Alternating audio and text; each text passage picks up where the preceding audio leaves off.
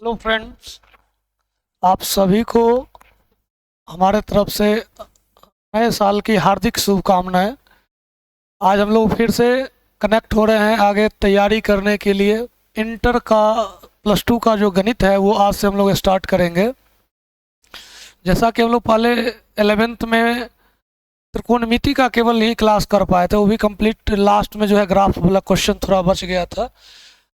लेकिन अब हम लोग आज से जो शुरू करेंगे तो पूरे सिलेबस को जो है अंत तक लेके चलेंगे। तो सबसे पहले तो हम लोग अब चर्चा कर लेंगे कि किस तरह से ये पूरे साल को हम लोग एक एक दूसरे के साथ कैसे पूरे साल जुड़े रहेंगे, तो उस पर थोड़ा चर्चा कर लेते हैं। और तब फिर हम आगे का जो प्रोग्राम होगा, जो आगे क्लास का शेड्यूल होगा, उसके बारे में भी हम लोग बीच बीच में अपना चर्चा करेंगे।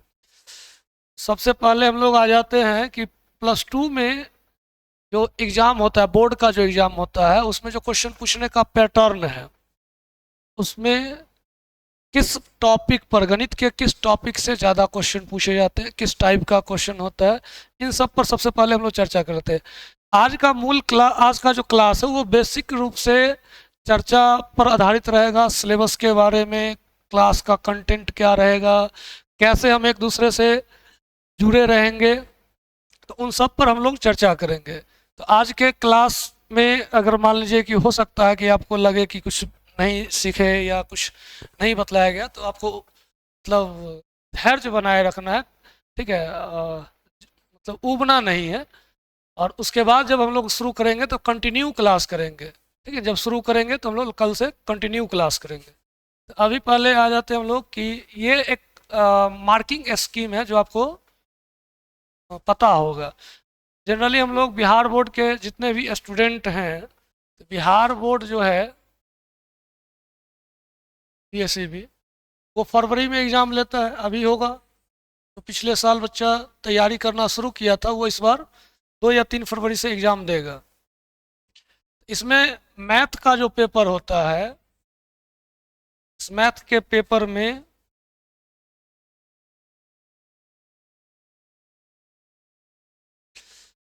कुल 100 मार्क्स का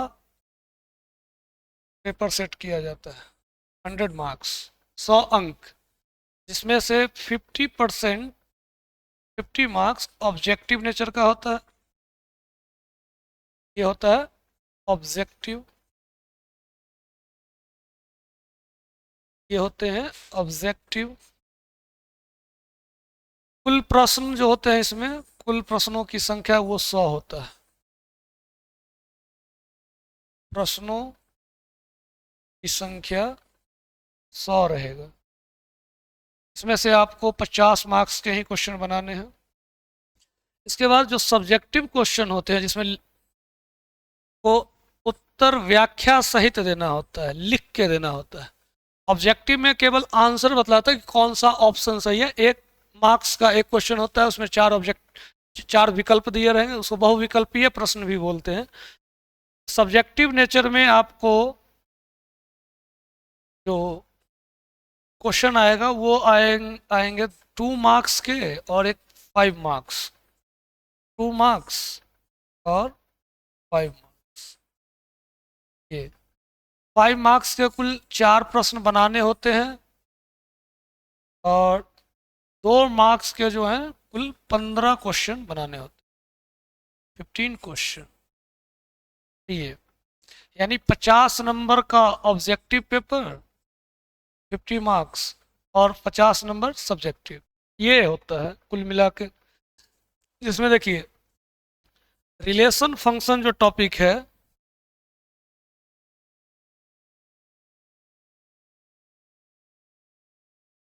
ये रिलेशन फंक्शन, इससे ऑब्जेक्टिव और सब्जेक्टिव मिला के 10 मार्क्स। अलजेब्रा, जिसमें मैट्रिक्स और डिटर्मिनेंट आएगा, मैट्रिक्स और डिटर्मिनेंट, इसमें अप्रॉक्स 13 मार्क्स के करीब क्वेश्चन। कैलकुलस, सबसे बड़ा टॉपिक आपको यही मिलेगा। कैलकुलस में आपको कलन बोलते हैं हिंदी में इसको, कैलकुलस को कलन। इसमें आपको कुल 44 अंक का क्वेश्चन देखने को मिलेगा। फिर वेक्टर और 3D, ये ज्योमेट्री पोर्शन है, ज्यामिति है तो इसमें कुल 17 मार्क्स के क्वेश्चन, लीनियर प्रोग्रामिंग से 6 नंबर और प्रोबेबिलिटी जो है वो 10 नंबर। तो कुल मिला के 100 अंकों का ये क्वेश्चन बनेगा। इसी तरह से ये 100 अंक का टोटल पेपर तैयार होगा। इसमें बतलाया भी गया है, ये तो पुराना वाला है, ये very short type answer, short type answer, ये सब हटा के और ये ऑब्जेक्टिव पर चला गया। ऑब्जेक्टिव ये 2 अंक, ये भी 1 नंबर, ये तो ये 50 मार्क्स का बनाएगा। और इसको थोड़ा कम भी किया गया है, इसमें ये 2 मार्क्स और ये 5 मार्क्स बनेगा। ये बहुत पुराना है, ठीक है, नया वाला में तो ये चेंज हो गया है। हम बात बिहार बोर्ड का कर रहे हैं और ये जो मार्किंग स्कीम है ये थोड़ा अलग है। बाकी नेचर जो है किसी भी बोर्ड का हो ये सेम रहेगा। ये जो ऊपर में वेटेज है ये सेम रहता है। ये सीबीएसई बोर्ड में जो क्वेश्चन पूछा जाता है उसके हिसाब से है, तो इस पर हम लोग चर्चा नहीं करेंगे, बिहार बोर्ड का है। अब देखिए कंटेंट क्या है। रिलेशन फंक्शन में हमको क्या पढ़ना है, रिलेशन के बारे में पढ़ना है। आप 11th में भी थोड़ा बहुत रिलेशन और फंक्शन के बारे में सुनेंगे सेट थ्योरी के जस्ट बाद। तो रिलेशन और फंक्शन, खासकर रिलेशन में हम लोग यहाँ 3 तरह का रिलेशन पढ़ेंगे, रिफ्लेक्सिव, सिमेट्रिक और ट्रांजिटिव। और ये तीनों जब एक साथ होता है तो उसको यूनिवर्सल रिलेशन बोलते हैं। फिर एक आएगा फंक्शन में 1-1 फंक्शन, ऑन टू फंक्शन, इन सब के बारे में। बाइनरी, बहुत छोटा छोटा टॉपिक है ये सब, ठीक है। त्रिकोणमिति आप 11th में पढ़े, यहाँ त्रिकोणमिति से ही जुड़ा हुआ एक टॉपिक बनेगा, उसको हम लोग यहाँ बोलते हैं इन्वर्स ट्रिगोनोमेट्रिक फंक्शन। तो ये फिर है अलजेब्रा पोर्शन, इसमें हम लोग को मैट्रिक्स, डिटर्मिनेंट के बारे में पढ़ना है। और मैट्रिक्स में ही ये आता है एडजॉइंट मैट्रिक्स और इन्वर्स मैट्रिक्स, बेसिकली इसी का ही ये दोनों क्या है, पार्ट है। ये है। फिर इसको हम लोग लक्ष्य रखे हैं कि मार्च तक कंप्लीट करेंगे। बहुत छोटा टॉपिक है लेकिन बीच में एग्ज़ाम्स चलेगा, किसी कारणवश से क्लास नहीं हो रहा है, छुट्टी भी बहुत है, तो इसलिए इसको मार्च तक सोच रहे हैं हम लोग कि कंप्लीट करेंगे। फिर दूसरा टॉपिक जो होगा हम लोग का कैलकुलस पोर्शन, ये है कैलकुलस वाला पार्ट। तो कैलकुलस में 2 तरह का कैलकुलस हम पढ़ते हैं, एक डिफरेंशियल कैलकुलस और एक इंटीग्रल कैलकुलस। कहने का अर्थ है एक पढ़ेंगे हम लोग डिफरेंशिएशन, जो आप 11th में भी पढ़े होंगे, लेकिन इसका अगला पोर्शन जो आगे का पार्ट्स है वो हम लोग 12th में पढ़ते हैं। इसमें कंटिन्यूटी, डिफरेंशियलिटी के बारे में हम लोग पढ़ेंगे। फिर डिफरेंशिएशन का अनुप्रयोग, इसके बारे में पढ़ेंगे। तो डिफरेंशिएशन के बेस्ट पर जो कैलकुलस होगा उसको बोलते हैं हम लोग डिफरेंशियल कैलकुलस। और इंटीग्रेशन पर आधारित जो कैलकुलस का पार्ट होता है, कैलकुलस होता है, उसको हम लोग बोलते हैं इंटीग्रल कैलकुलस, ठीक है। ये है इंटीग्रल कैलकुलस और डिफरेंशियल कैलकुलस दोनों का यूज करके जो एक इक्वेशन तैयार होगा उसको हम लोग बोलेंगे डिफरेंशियल इक्वेशन। तो ये कैलकुलस का ही पार्ट है। तो इसका लक्ष्य हम लोग जो लेके चले हैं कि ये डिफरेंशियल कैलकुलस, इंटीग्रल कैलकुलस, इसको अगस्त तक समाप्त कर लेंगे।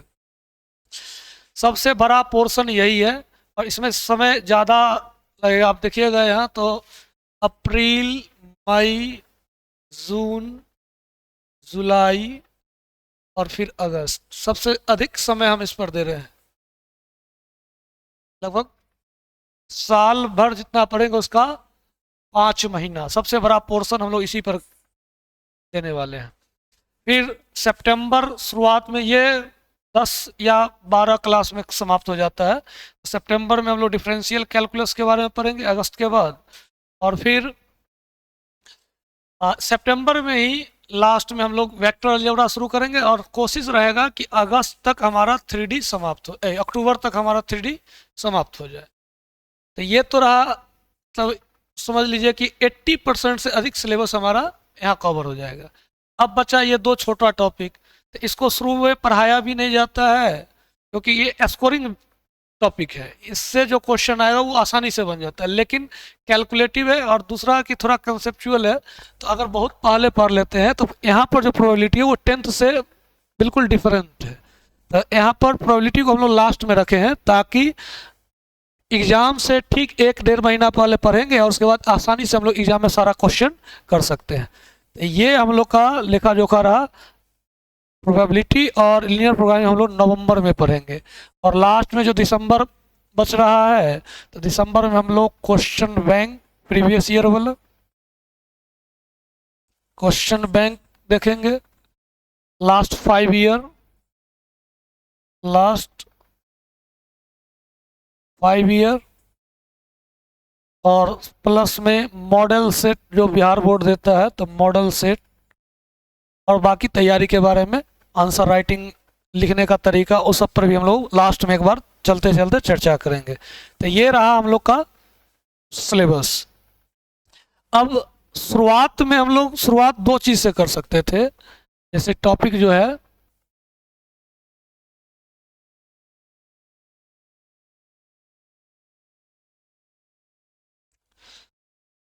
जनरली अभी तक हम जो शुरुआत करते थे तो हम लोग शुरुआत पहला ही चैप्टर से रिलेशन फंक्शन से ही करते थे, ठीक है।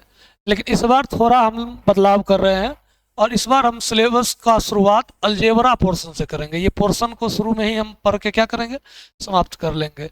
इसलिए कि इसका अगर मान लीजिए ज़रूरत पड़ता है कैलकुलेशन का कहीं दूसरे जगह तो वहाँ भी हम लोग यूज कर सकते हैं।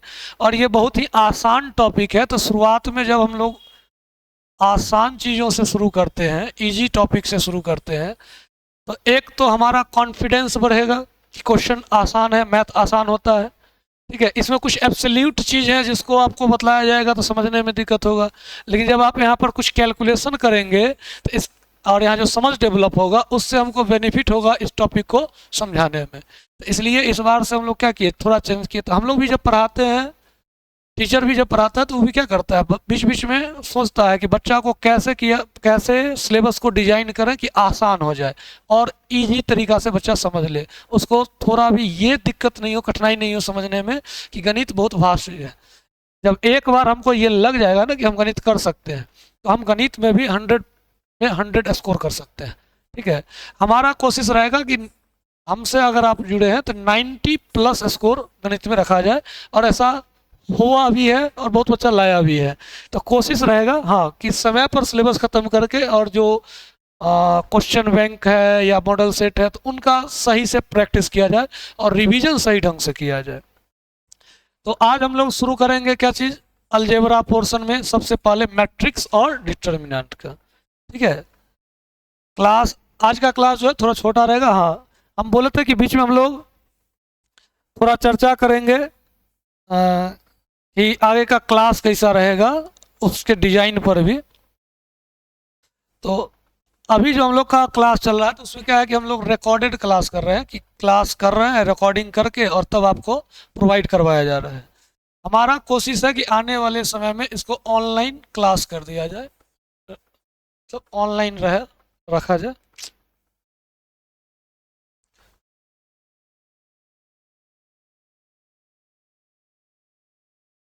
ऑनलाइन रहेगा ताकि आपको अगर मान लीजिए कि समझने में कोई कठिनाई हो तो उसी समय कमेंट करके या किसी भी तरह मैसेज करके आप हमसे जुड़ सके, हमसे बातचीत कर सके।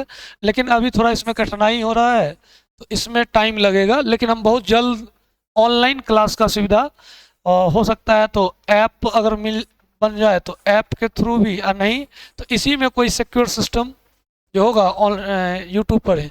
यहाँ प्रॉब्लम क्या होता है कि कुछ बच्चा जो है वो लगता है कि जब यूट्यूब के माध्यम से पढ़ते हैं तो डिस्ट्रैक्ट होता है, तो वो तो एक पक्ष है ऑनलाइन क्लास का, या आप मोबाइल से पढ़ें। क्लास विजुअल क्लास करना और ऑनलाइन पढ़ने दोनों में ये कठिनाई आपको देखने को मिलेगा।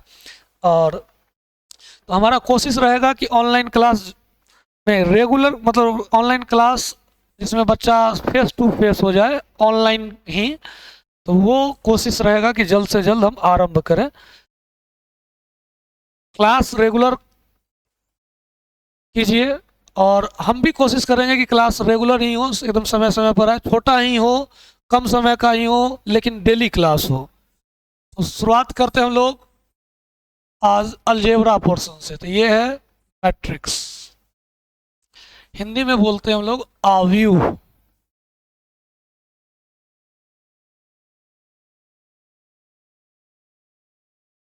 इसका प्लुरल हो जाता है मैट्रिसेस। ये मैट्रिक्स का प्लुरल होता है। तो इसको क्या बोलते हैं, आव्यूहों।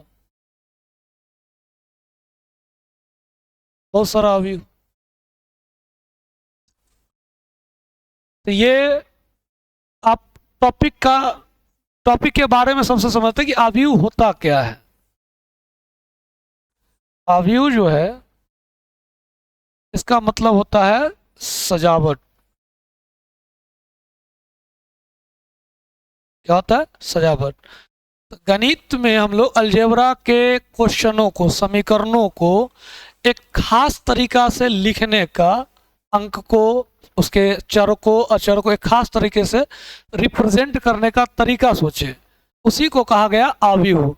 आप अवयव जब नाम सुनते हैं तो आपके दिमाग में एक चीज चलता होगा कि हम लोग महाभारत का जब एक प्रसंग लेते हैं तो उसमें आता है चक्रव्यूह का चर्चा आता है।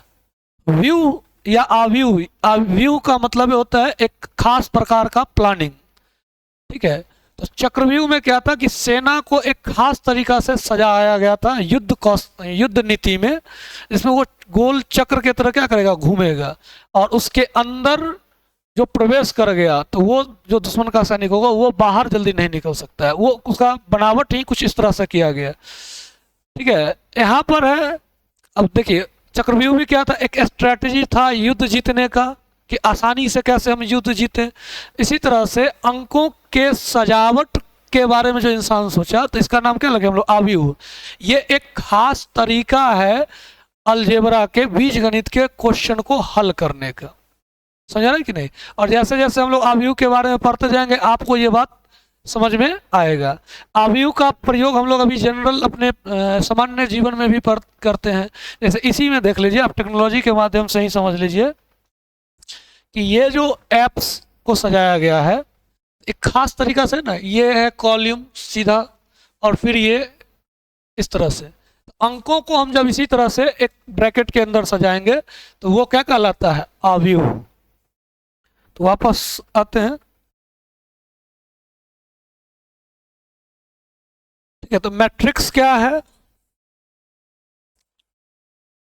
मैट्रिक्स के बारे में हम लोग बोलते हैं, it is an arrangement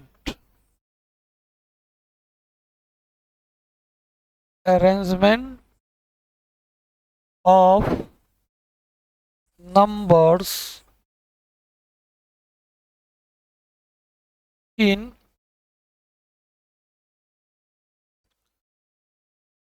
row and columns. यानी अवयव जो है वो क्या है, संख्याओं का एक विशेष प्रकार का सजावट है जिसमें संख्या को पंक्ति, रो मतलब क्या होता है, पंक्ति, और कॉलम यानी स्तंभ में सजाया गया। एग्जाम्पल के थ्रू से अगर आपको समझना है, ठीक है, तो मान लीजिए कि आपको कुछ डेटा दिया गया है। जैसे बोला गया कि आपका दो दोस्त है और वो 3 विषय का एग्जाम दिया और तीनों में दोनों का जो अलग अलग नंबर है उसको आपको सारणी में नहीं सजाना है, बस नंबरों को सजा देना है। तो उस नंबर को लिखने का जो तरीका बनाइएगा वही कहलाएगा अवयव। जैसे मान लेते हैं कि आपका दो दोस्त है, इसका नाम मान लेते हैं अमित है, ठीक है, और एक मान लेते हैं कि राहुल है, और 3 विषय का पेपर दिया, मैथ्स, साइंस और हिंदी। ये लिखे, अमित मैथ में 90 नंबर लाया, साइंस में 86 और हिंदी में 82। राहुल जो है मैथ्स में 89, साइंस में 91 और हिंदी में मान लेते हैं 87। इसको जो लिखेंगे इसको दो तरीका से लिख सकते हैं। एक तो ये लिखा है 90, 86, 82, 89, 91, 87, या इसी को ये भी लिख सकते हैं आप 90, 86, 82, 89, 91, 87। तो जब अंकों को इस बड़ा कोष्ठ के अंदर, बड़ा ब्रैकेट के अंदर जब स्पेशल तरीका से जो ये लिखे, तो यही है आव्यूह, सजावट, अंकों का सजावट। इस अंक को देख के आपको लग जाएगा कि दो दोस्त है तो दो कॉलम। तो ये किसका है? अमित का मार्क्स। और ये किसका है? तो राहुल का मार्क्स। और ये है मैथ का नंबर दोनों का, तो मैथ में अमित का नंबर, राहुल का नंबर। ये है साइंस का नंबर। और ये हो गया आपका हिंदी। ये जो लाइन जिसमें मैथ का केवल नंबर लिखे, ये जो लाइन है जिसमें केवल साइंस का नंबर लिखे, ये जो लाइन है जिसमें केवल हिंदी का नंबर लिखे, इसको बोलते हैं हम लोग कॉलम। क्या बोलते हैं इसको? कॉलम। समझ आ रहा है कि नहीं? और ये जो है जिसमें ये सारा विषय का तो नंबर है, लेकिन ये किसका है? केवल अमित का डेटा है। ये जो है राहुल का डेटा है। तो इस तरह से जो आप लिखिएगा, तो ये जो लाइन है ये कहलाएगा रो। यानी हॉरिजॉन्टल लाइन जो है वो कहलाता है रो, वर्टिकल लाइन जो होता है वो कहलाता है कॉलम। फिर यहाँ देखिएगा, तो दो दोस्त है ना, तो ये राहुल अमित का है और ये राहुल का, ये मैथ विषय, ये साइंस और ये हिंदी। ये जो स्पेशल अरेंजमेंट, दो तरह का अरेंजमेंट हुआ ना, इस तरह से जो अरेंजमेंट बनेगा यही कहलाता है क्या चीज? आव्यूह। तो एक था कि हम बॉक्स बना के ऐसे करके लिखते, तो ये सारणी, टेबल मेथड, ये स्टैटिक्स में हम लोग पढ़ते थे। अब इससे हम लोग आगे आएंगे, तो ये मैट्रिक्स मेथड। तो जैसे जैसे हम लोग आगे बढ़ते हैं ना, तो कैसे लिखना पढ़ना हमारे लिए आसान हो, कैलकुलेशन आसान हो, ताकि हम बड़े से बड़े काम को कम से कम समय में करें। तो इसके लिए नया नया मेथड गणित में हम लोग कैलकुलेशन का सीखते हैं। उसी में से एक मेथड क्या है? ये मूल रूप से इसका प्रयोग केवल इतना के लिए तो नहीं है, मतलब मैट्रिक्स जो पढ़ते हैं तो केवल ये कैलकुलेशन या अंक दर्शाने के लिए नहीं, बल्कि इसका उपयोग हम लोग और भी आगे करेंगे। जैसे अभी आपको बोले थे कंप्यूटर का जो एल्गोरिथम है, तो आप वहाँ पर नया चीज़ जोड़ते जाइए, वो अरेंज होते चला जाएगा। ये जो था, तो आप यहाँ पर कोई भी चीज़ नया अलग से लाइए, वो इसी तरह से अरेंज होते चला जाएगा। आप यहाँ देखिएगा, फिर यहाँ देखिएगा, फिर अगला लाइन शुरू हो जाएगा, और ये अपने आप चल रहा है। तो ये एल्गोरिथम किस पर है? तो वो मैट्रिक्स के एल्गोरिथम पर काम ये कंप्यूटर सिस्टम करता है।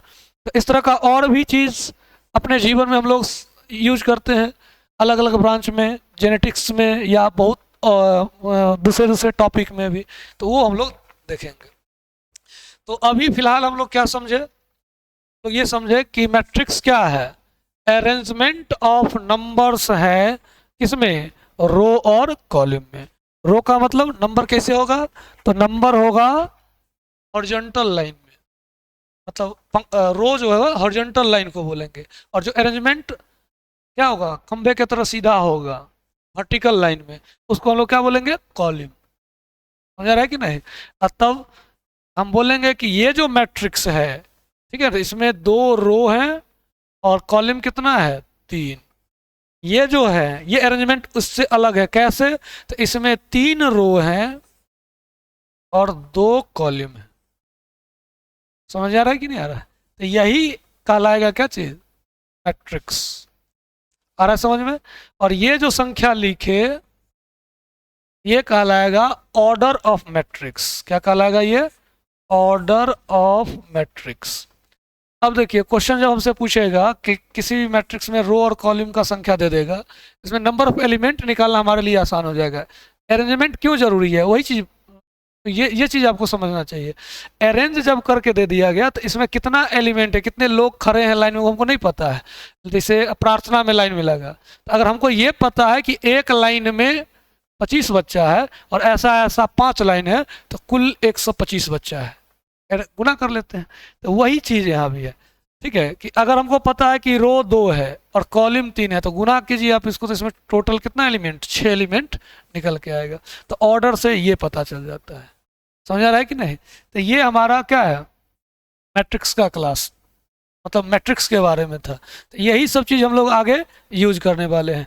आज का क्लास हम लोग बहुत बड़ा नहीं रखने वाले हैं, क्लास छोटा ही रहेगा और कल से हम लोग कंटिन्यू करेंगे। आज तो थोड़ा हम लोग मतलब ये विश्वास दिला दिए कि आज से हम बोले थे कि क्लास शुरू होगा, तो क्लास शुरू कर दिए हैं और बहुत जल्द हम लोग ऑनलाइन क्लास पर आ जाएंगे। तो उससे क्या होगा कि आप आमने सामने, मतलब हम इधर जिस समय डिलीवर कर रहे हैं उसी समय आप सामने होंगे, तो आप मैसेज करके चैट से या कमेंट सेक्शन में जाके तो हमसे जुड़ सकते हैं।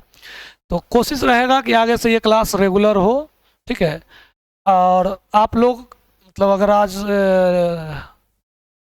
नहीं देख पा रहे हैं समय पर, वीडियो नहीं पहुंच पा रहा है या नहीं ध्यान में नहीं रहा, तो आगे से इस बात का आप ध्यान रखेंगे। हो सके तो आप कहीं नोट कर लीजिए कि इस समय में, शाम के समय में जो है, किसी भी समय ऑनलाइन जब हो जाएगा तो कोशिश रहेगा कि 7 साढ़े 7 के बीच में हम लोग का क्लास हो शाम में, ठीक है। और अभी जब तक रिकॉर्डिंग है तो कोशिश रहेगा कि 8:30 तक आपको वीडियो प्रोवाइड करा दे, 8:30 बजे शाम तक, ठीक है ना। तो ये हम लोग का कोशिश रहेगा। तो आज का क्लास जो है छोटा ही रखते हैं, मैट्रिक्स के बारे में हम केवल बतलाए। आप जाइए, हाँ बुक के बारे में हम लोग नहीं बोले ना। यहाँ जो हम लोग बिहार बोर्ड के एग्ज़ाम के लिए जो तैयारी करेंगे, इसमें 2 तरह का बुक, एक तो एनसीईआरटी जो कंपलसरी होता है बनाने के लिए, हर आदमी, हर बच्चा जो मैथ पढ़ रहा है या बिहार बोर्ड का तैयारी कर रहा है, बोर्ड एग्जाम का तैयारी कर रहा है, तो उसको तो एनसीईआरटी बनाना ही है। और चूंकि इसमें बहुत कम प्रैक्टिस क्वेश्चन बहुत कम रहता है, एनसीईआरटी में प्रैक्टिस के लिए जो क्वेश्चन है वो बहुत कम है, तो हम लोग साथ में एक रेफरेंस बुक में RS अग्रवाल रख लेंगे। अग्रवाल, ये उल्टा हो गया, अग्रवाल, RS अग्रवाल।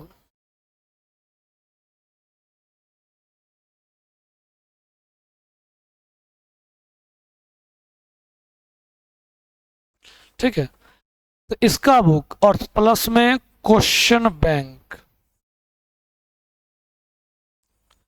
अभी नहीं लीजिएगा। क्वेश्चन बैंक जो है एग्जाम के एक आध महीना बाद, जब एग्जाम खत्म हो जाएगा फरवरी में, तो मार्च या अप्रैल में, तब तक हम लोग का एक पार्ट्स भी खत्म हो जाएगा, एक सेक्शन खत्म हो जाएगा, तो क्वेश्चन वहाँ से हम लोग बनाना, प्रैक्टिस करना शुरू करेंगे। तो ये चीज़ आप ध्यान रखिए कि बुक ये रहेगा हम लोग का, ठीक है। और अभी फिलहाल आपको 8:30 तक वीडियो प्रोवाइड करा दिया जाएगा। आज का क्लास बहुत छोटा था, हम लोग एग्ज़ाम पर तैयारी किए और आपको बतला दिए कि मतलब मेन हम लोग को जो था ये जोड़ना था कि क्लास कब से कब चलेगा। तो जब ऑनलाइन होगा तो कोशिश रहेगा 7 साढ़े 7 बजे शुरू करें और वहाँ से 30-35 मिनट या 40 मिनट का क्लास रखा जाए। इसी में मतलब हम लोग ख़त्म कर लेंगे, सिलेबस को कवर कर लेंगे। और अगर अभी जब तक ऑनलाइन क्लास नहीं कर रहे हैं तो कोशिश रहेगा कि 8:30 तक हम आपको वीडियो प्रोवाइड कर दें। 8:30 तक अगर नहीं आया तो समझिए उस दिन वीडियो नहीं आएगा, उसके अगले दिन आपको वो मिलेगा, ठीक है। तो उम्मीद है कि आप लोग को हमसे जुड़ने में लाभ का आभास होगा कि आपको फ़ायदा हो रहा है। और कोशिश कीजिए कि ज़्यादा से ज़्यादा लोग जुड़े।